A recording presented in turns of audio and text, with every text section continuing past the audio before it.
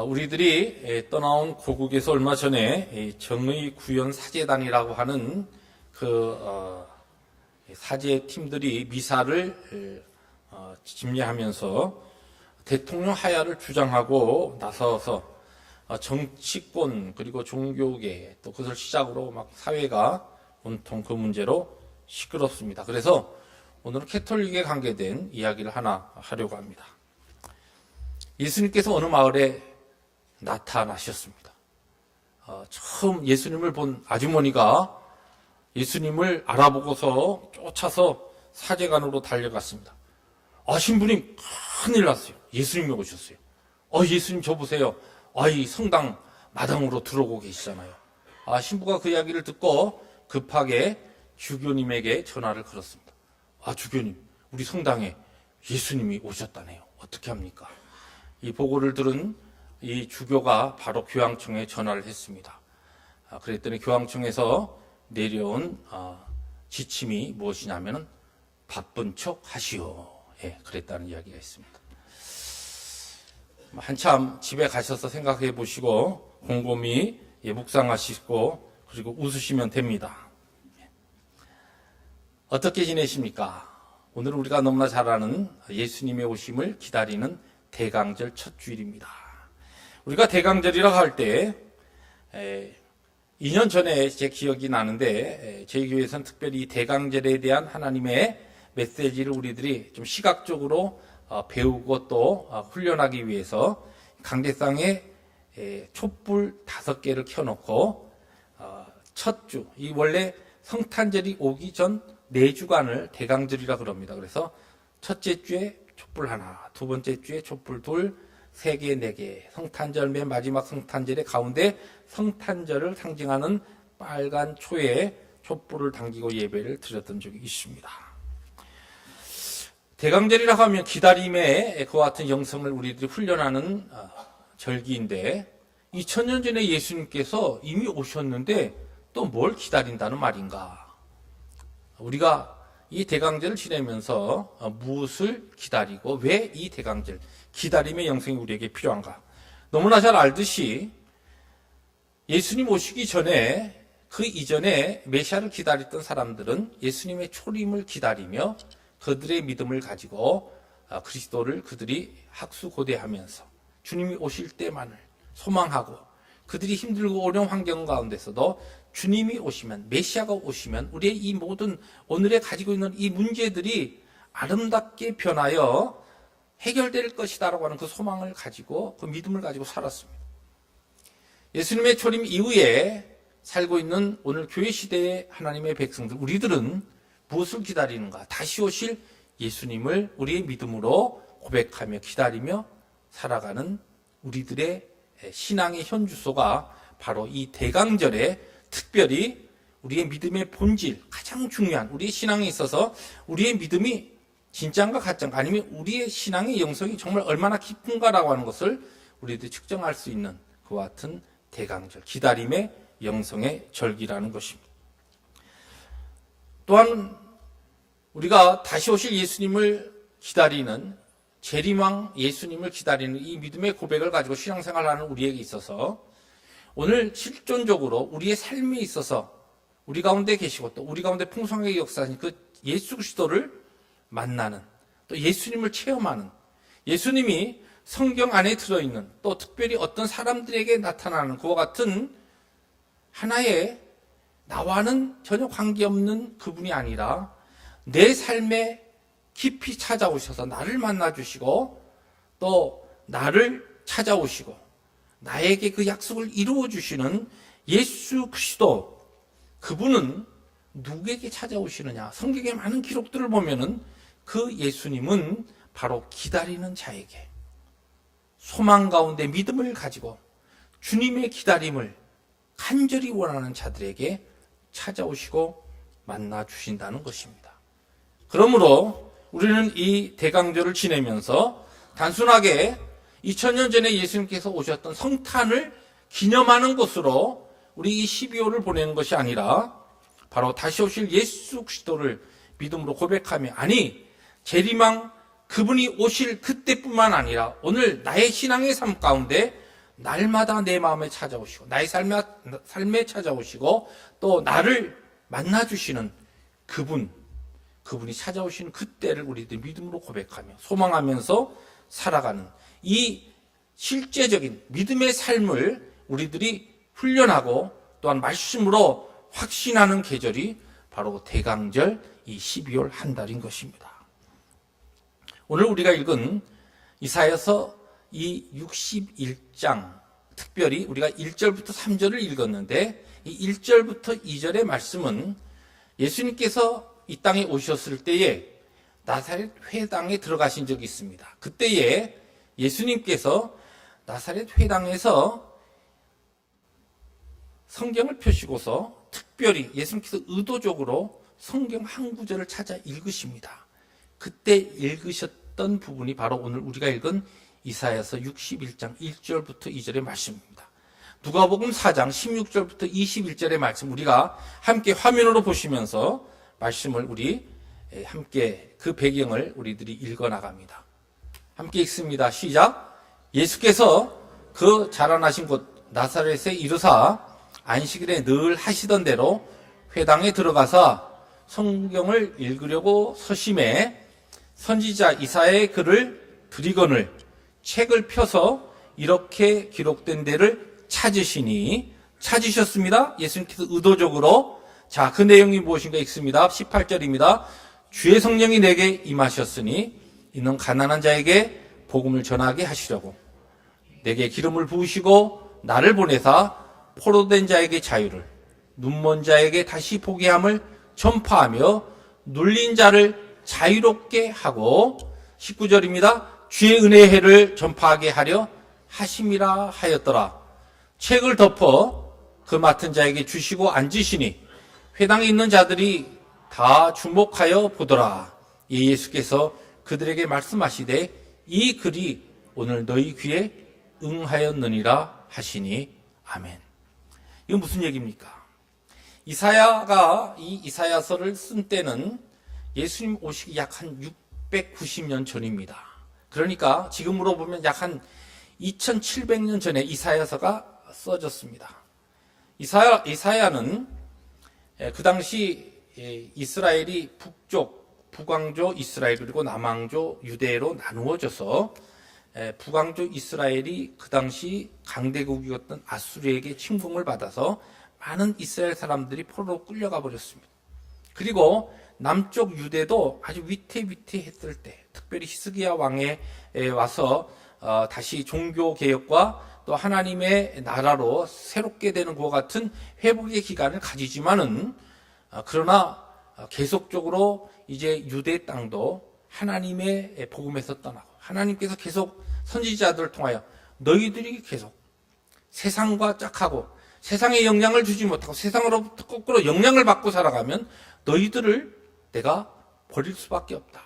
그래서 바벨론이라고 하는 나라를 통해서 유다도 다시 이제 침공을 받아서 바벨론의 많은 유다 백성들이 포로로 잡혀가고 그러나 그것으로 끝나지 아니하고 그들이 그곳에서 하나님의 영광을 사모하며 그들이 세상을 향하여 다시 하나님의 복음을 그리고 하나님의 나라를 영향을 끼치는 자로 살겠다라고 하는 것 같은 회개운동과 거룩한 능력이 회복되는 것과 더불어서 하나님께서 유다 백성들을 다시 회복시키십니다. 그것을 이사야는 이미 성령께서 그에게 주시는 감동으로 그것을 바라보면서 예언한 내용이 이사야서 후반부입니다. 그 중에서 61절은 무엇이냐면 바로 지금 우리들의 이 민족적으로 이스라엘 백성들 이렇게 정말 비참하고 우리의 삶이 너무너무 힘들고 어렵지만은 메시아로 오실 예수 그리스도께서 우리 가운데 오실 때 메시아가 우리의 민족과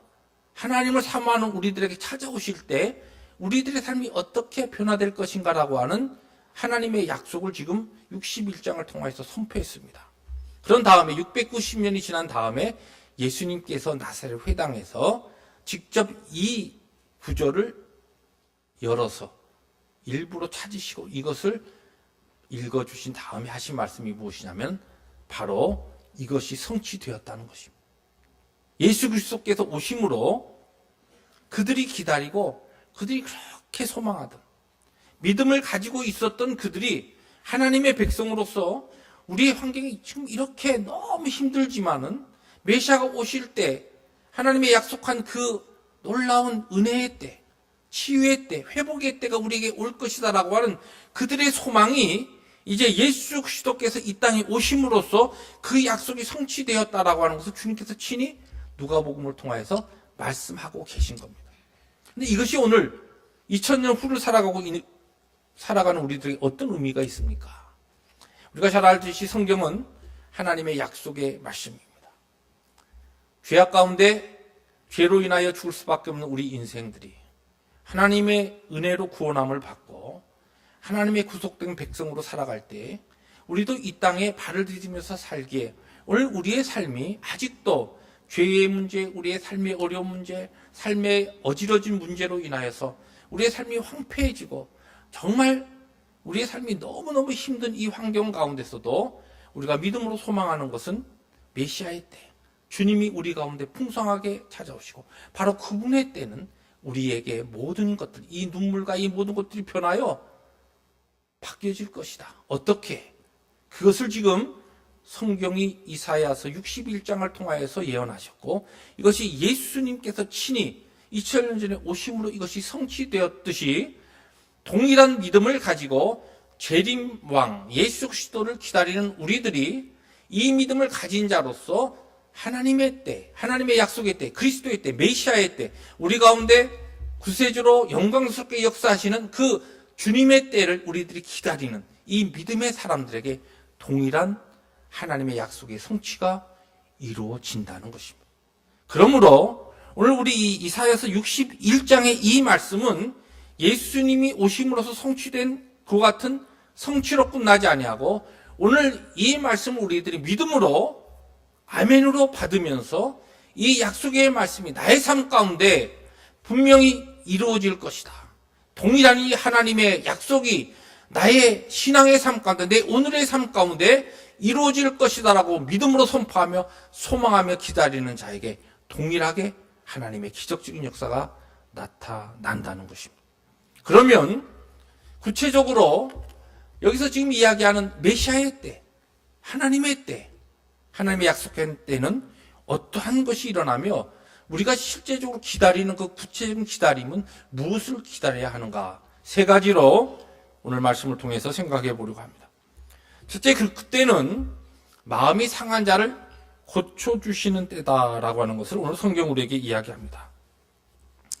사람이 사는 이 세상은 2700년 전이나 2000년 전이나 지금이나 별로 다를 바가 없습니다. 세상에는 마음의 상처, 아픔을 안고 사는 사람들로 꽉 차 있습니다. 오늘 우리들이 그럴듯하게 이렇게 옷을 입고 나와서 하나님 앞에 예배하고 있지만 오늘 우리도 한 사람 한 사람 말씀을 전하는 저나 우리 모두를 열어놓고 보면 우리는 우리의 심령이 깊이 상한 자들이라는 것입니다. 그래서 예수님께서 오셔서 메시아가 우리 가운데 오셔서 메시아의 때, 하나님의 때 우리를 만져주시고 우리를 만나주실 찾아오신 그분이 우리를 만나실 때 가장 먼저 하는 일이 무엇이냐면 우리의 상한 마음을 고쳐주신다는 것입니다. 이사야서 1장 5절 이하를 보면은 실제 우리의 인생의 본질을 이렇게 설명합니다. 온 머리는 병들었고 온 마음은 피곤하였으며 발바닥에서 머리까지 성한 곳이 없이 상한 것과 터진 것과 새로 맞은 흔적뿐이거늘 그것을 짜며 싸매며 기름으로 부드럽게 함을 받지 못하였도다.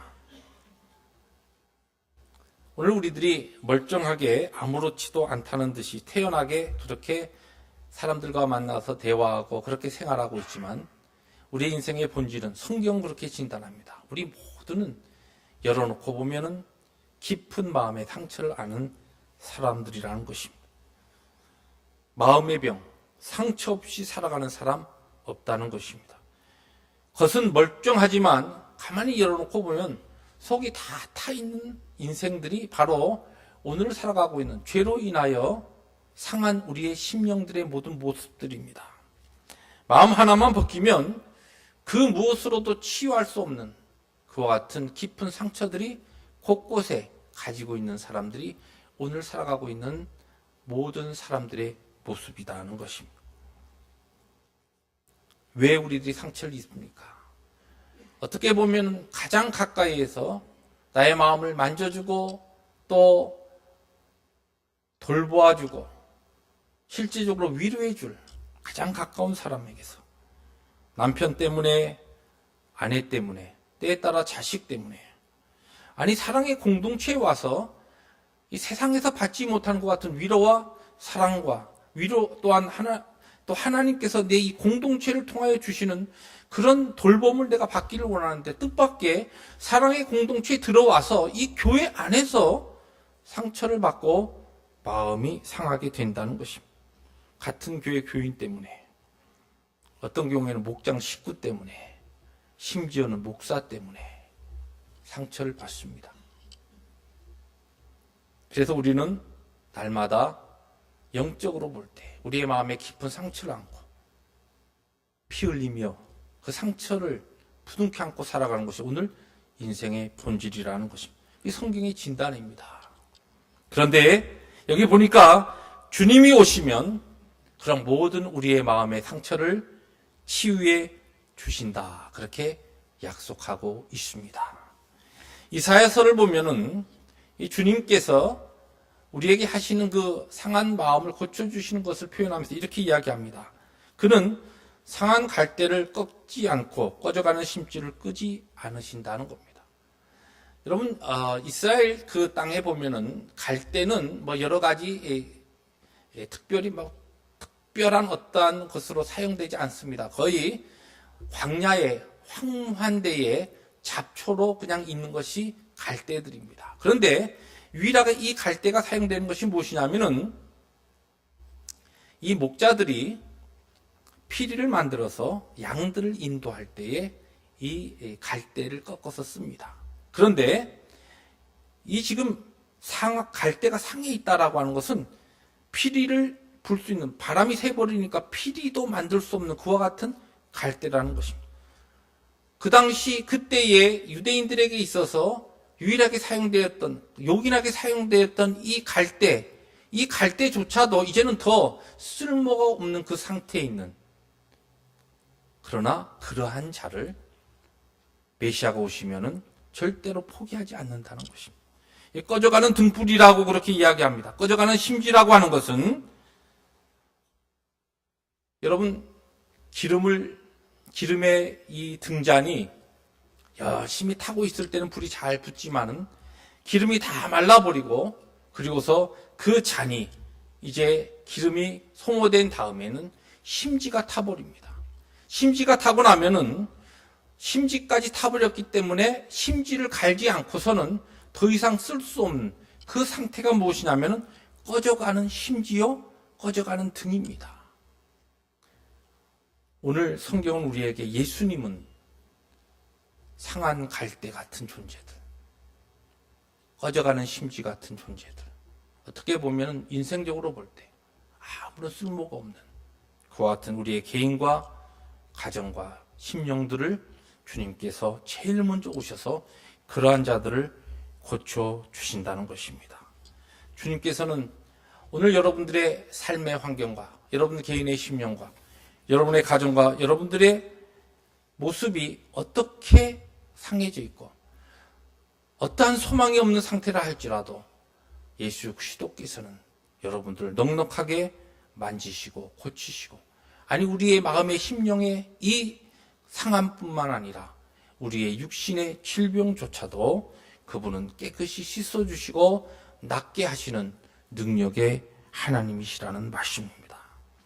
근본 성탄절은 정말 이런 하나님의 이 메시아의 능력의 역사를 하나님의 교회가 또 특별히 심령마다 가정마다 경험할 수 있기를 원합니다.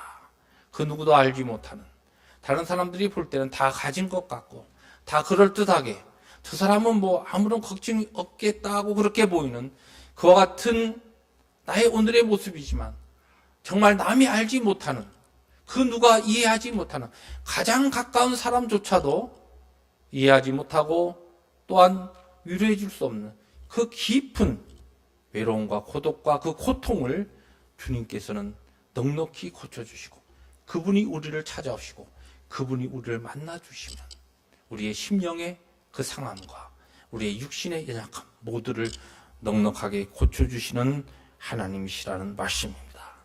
이런 이 참된 고침의 역사가, 치유의 역사가 2013년이 가기 전에 우리 모두에게서 귀한 심령마다 가정마다 능력으로 나타나기를 주의 이름으로 축복합니다.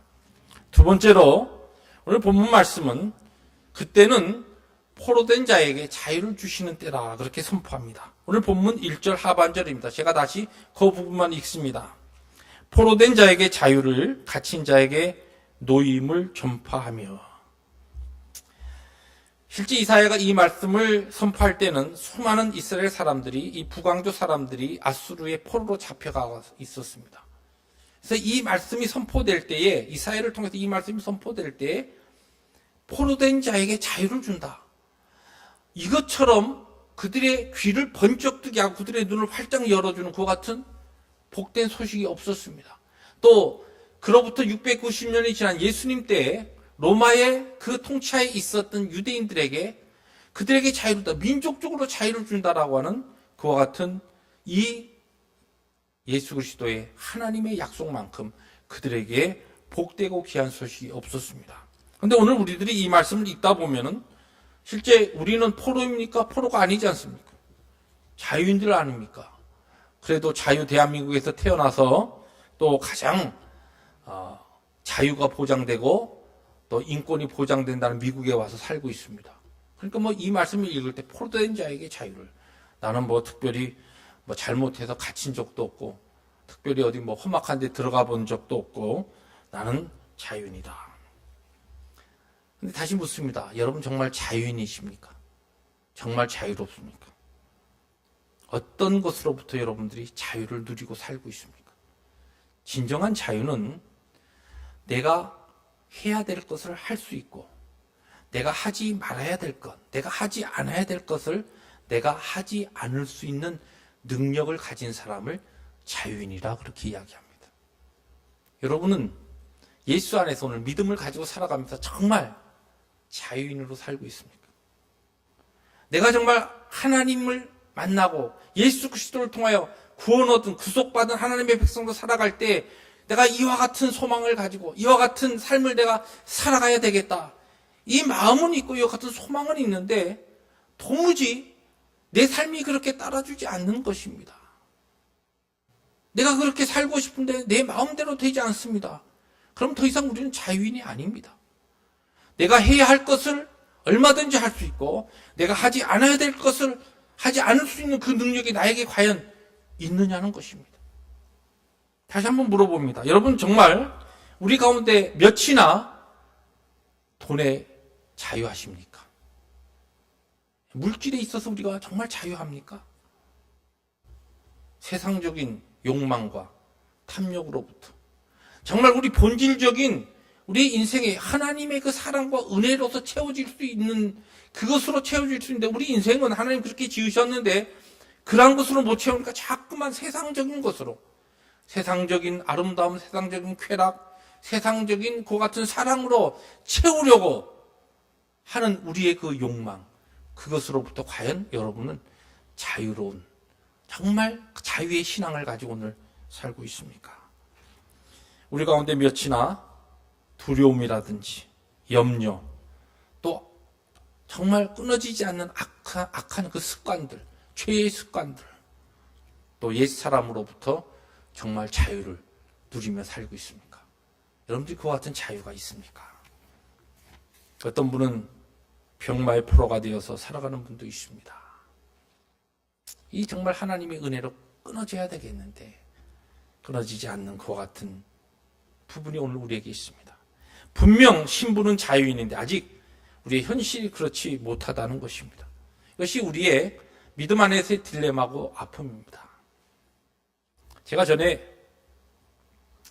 목회하던 그 지방에 제 교회도 장로교회였는데 또 하나 장로교회가 있었는데 거기에 장로님 한 분이 계셨어요. 이분이 아주 인품도 좋고 또 굉장히 생것도 너무너무 점잖하게 생겼어요. 여러분들처럼 그렇게 생기셨어요. 점잖게 생기시고 아주 또 스타일도 너무너무 아주 겸손하고 온유하시고. 근데 이분이 그렇게 해서 참 그분을 볼 때 야 정말 장로님 같다. 그런데 이분이 정말 그 권사님 이야기를 들어보면 남 모르는 본인이 정말 힘들어하는 부분인데 뭐냐면 술을 끊지 못하는 거예요.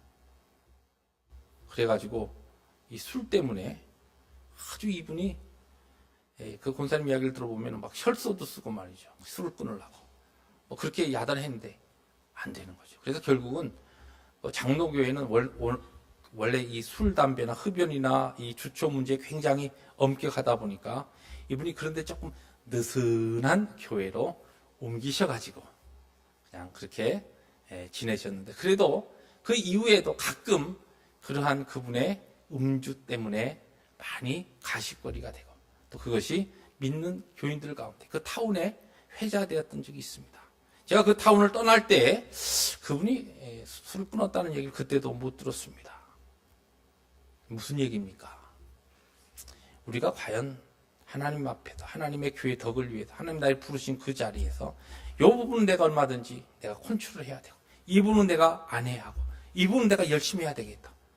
우리에게 그와 같은 자유함이, 그 능력이 여러분에게 있습니까? 그런데 요한복음 8장 36절에 분명히 이렇게 선포하고 있습니다. 아들이 너희를 자유롭게 하면 너희가 참으로 자유로우리라.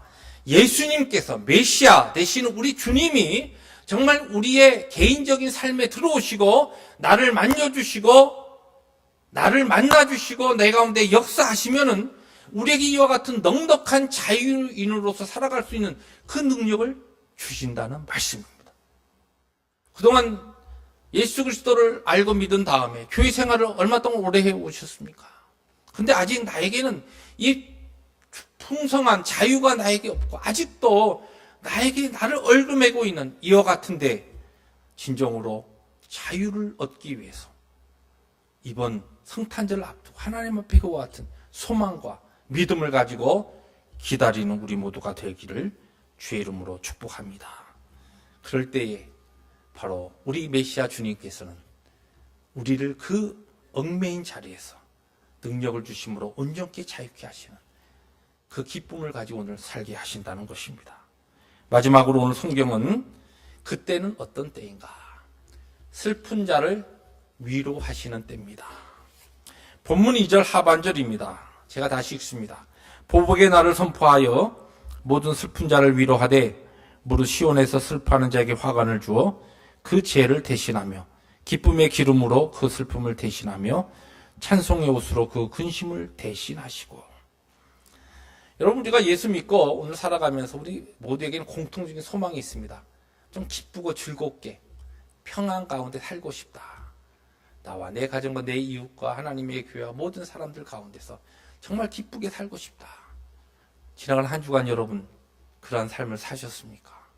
그 같은 소망이 우리 모두에게 공통적으로 있지만 하루를 지나고 한 주간을 지나놓고 볼 때 우리의 삶의 구석구석에 슬픔과 외로움과 탄식과 고민이 있다는 것입니다.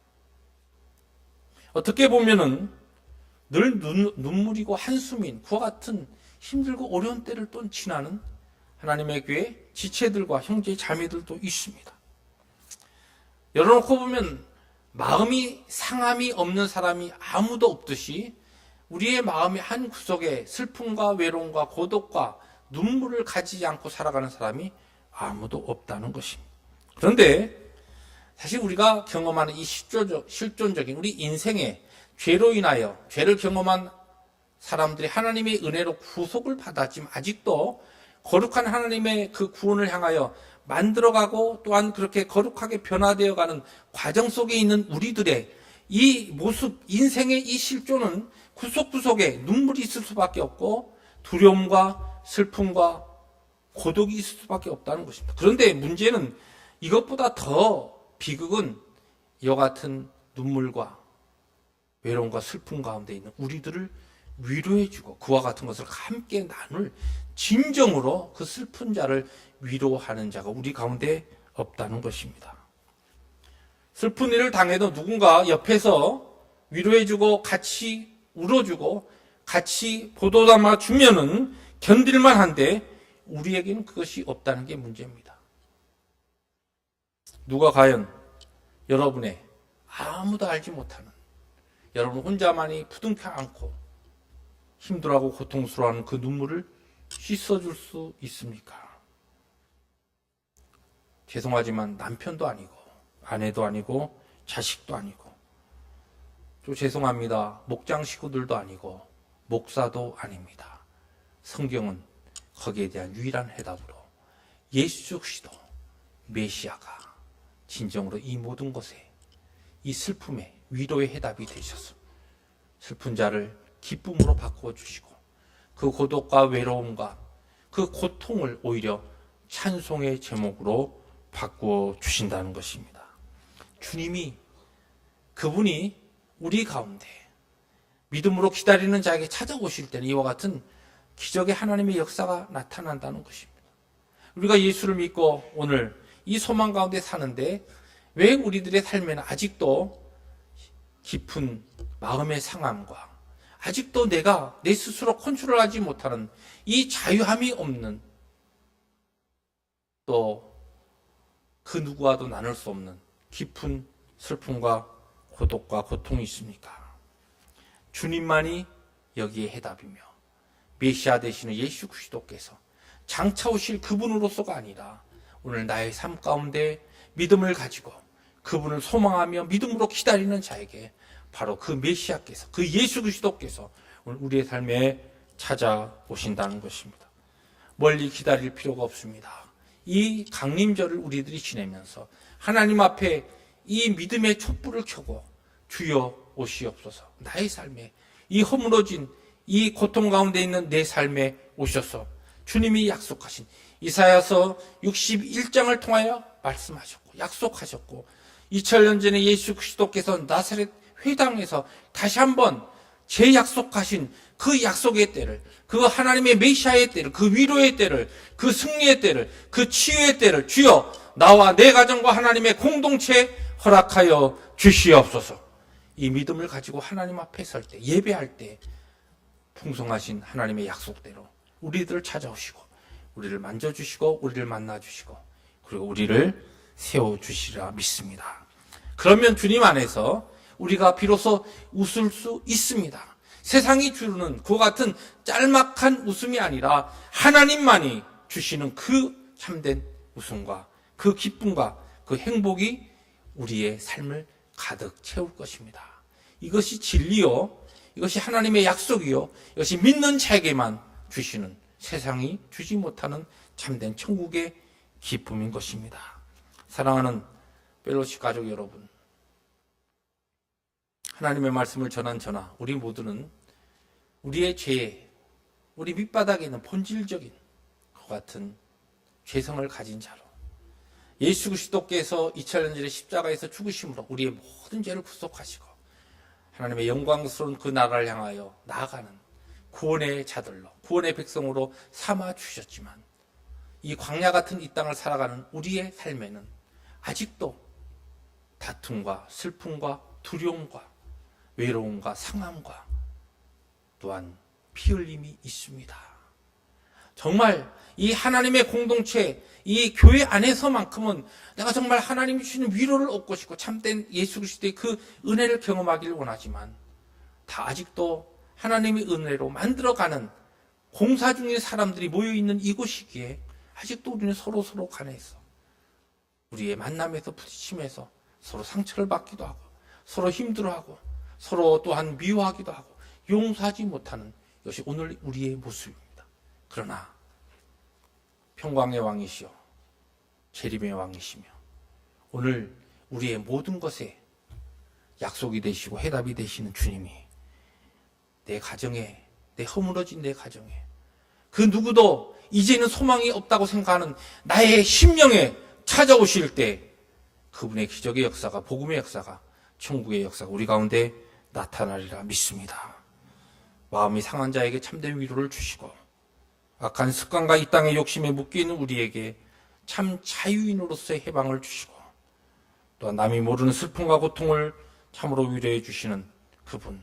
그래서 그 슬픔을 기쁨과 찬송의 제목으로 바꿔주신 예수님을 이번 2013년 성탄절, 이 강림절에는 꼭 만나시고, 그리고 새해를 맞이할 수 있는 우리 모두가 되시기를 주의 이름으로 축복합니다. 기도하